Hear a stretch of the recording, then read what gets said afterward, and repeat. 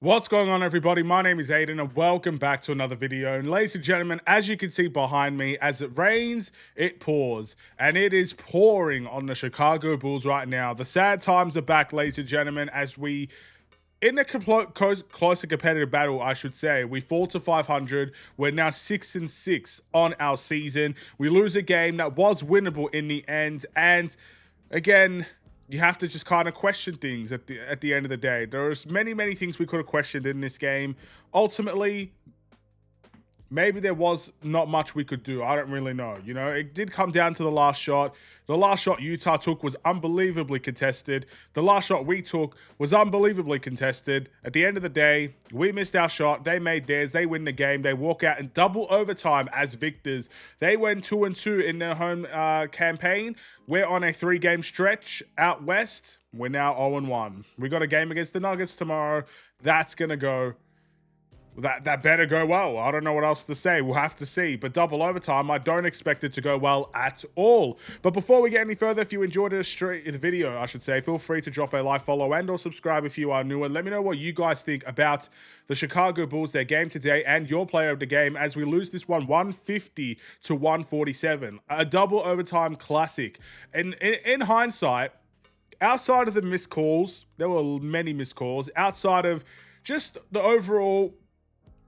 the way this game was officiated, you know, take that away from things. And I think it was for both sides mainly, but take that away. This was an entertaining game, especially towards the end, especially in the fourth quarters and the overtimes. The first half was a little bit like, whatever sort of situation. We did have control of the game, but it wasn't very exciting basketball. But towards the end, things got very exciting. It got exhilarating. It got very hyped. And that's just how it was. Unfortunately, we walked out on the losing side of things. I want to talk about Coby White's return before I mention anything else. Coby White came off the bench today, played 30 minutes in this game. He had 27 points and 8 assists on his return. This is the guy that a lot of people thought we would not do well with Coby White in the lineup, by the way. We went 5-0. We ended up going 6-5 with Coby White out of the lineup in total. He comes back and drops that stat line. And people are saying that he's going to be the problem. I cannot think of how many times I've heard that he's going to be the problem. He's going to be the reason why we lose. He's the black hole and everything in between. I'm so sick of that narrative, ladies and gentlemen. I don't know where it's come from. I don't understand why we see it. I don't understand why we believe it. But he was far from the worst issue in this game. He was instant offense, literally, made his first 2 threes of the game. Assist-wise, he was pretty good. Very good in the clutch. And defensively, he was giving everything he could out there. He's undersized at times, and there were certain things, yeah, he could improve defensively a little bit. I don't know how people could say he's the black hole when he had that stat line. I just can't believe it. Already in the first game, he's proven people wrong. I know we lost the game, but it's far from his fault. Far from his fault. And I want to talk about Josh Giddey a little bit because he had a triple-double. He had 26 points, 13 rebounds, and 13 assists. He was really good today. Again, kind of the dictator of the game, controlled the way the game was played. He had a lot of great attributes in this game, and he did make some big shots, and he did help in the clutch as well. Unfortunately, those 2 stat lines, including Nikola Vucevic's 21 points, fell to the wayside because my main issue has come back to bite me again. Defensively, we are absolutely shocking. We are so shocking defensively. The amount of, let's just say, good plays that the Utah Jazz made, where it was cross screens and everything like that, easy dive cuts, and just how many shots they were able to get from that. How many shots Larry Markkinen himself were able to get from that. How many dunks they got, how many points in the paint they got was an absolute nightmare. Once again, our pace has been absolutely murdered. And it was a very big part of the game, especially in the first half, I would say. Because, you know, you're talking about guys like George, for example. His last name's George. I want to take a look at this. He shot 27 shots. He was 10 from 27. He was 2 from 17 at one point in this game. And a lot of it was chucking up threes, right? But all of a sudden, he takes a little bit of an adjustment. He drives to the paint. And all of a sudden, he ends the game with 33 points, 6 assists, and 4 steals. How the heck did that happen? How could we not stop that? How could we not stop that? And then Larry Markkinen. My brethren wanted to just absolutely destroy the Chicago Bulls in this game with a 47-point performance in double overtime. He had a 50-piece not long ago, and he tried to do it again, and he almost did. He almost did. It took 2 overtimes, but he almost did. And he was absolutely sensational today. But I blame the Bulls defense for this. I blame Billy Donovan for this. I have no choice. What else am I supposed to say? For starters, at some point, you needed to put some size on Lauri Markkanen. I could give all the respect to Isaac Okoro in the world. He's had to guard Giannis. At some point, he guarded Wemby. He had to guard guys like Stephon Castle from time to time with the Spurs. He had to guard, a whole bunch of superstar quality players in this stretch. At some point, we need to adjust. We need to switch it up. From pretty much the first quarter all the way down to double overtime, it was Isaac Okoro guarding Lauri Markkanen, and Larry dropped 47. Where's the adjustment? Where's the continual adjustment? Where was it? I didn't see much. I'm not saying there wasn't any at all, but for the most part, Isaac Okoro could not guard Lauri Markkanen today. He got beaten off screens, got beaten in the pick and pop. He's 6'5", and he's guarding a 7'1" player. I mean, it's basic math, I would assume. At some point, you needed to try and switch things up. Why can we not see Nikola Vucevic and Jalen Smith just for a smidge play together? And Jalen Smith wasn't very good today. I need to make that very, very clear. He had 8 points, 8 rebounds, 3 assists, but he was really bad from 3, efficiency-wise, down in the gutter. That's what I would say about Jalen Smith. But defensively, I felt like we could have had something in that regard. I really believe that. And you can't say Nikola Vucevic was to blame because Lauri Markkanen was not guarded by Nikola Vucevic. He just wasn't. I could blame Nikola Vucevic for the paint defense, the lack of rim protection. I can blame him for that. I can't blame him for Larry dropping 47 points. I don't even want to blame Isaac Okoro for that because what the heck is he supposed to do? I mean, I don't know. We did the same thing with Caruso, and Caruso is probably the better defender compared to the two. But my goodness, man, at some point we got to really adjust and understand what's going on, understand the circumstances and how to change it. Throw something different. Throw your hat in the ring and see what comes out. I didn't like the lack of adjustment in that specific area today. We did see a whole bunch of different lineups. I don't really blame that on the coaching staff purely because Coby White is coming off the bench. And I feel like once Coby White comes into the starting lineup, minutes will start to get a little bit restored. He's probably not going to play tomorrow, back-to-back against Denver. I can't see Coby White playing tomorrow, especially since he played 30 minutes today.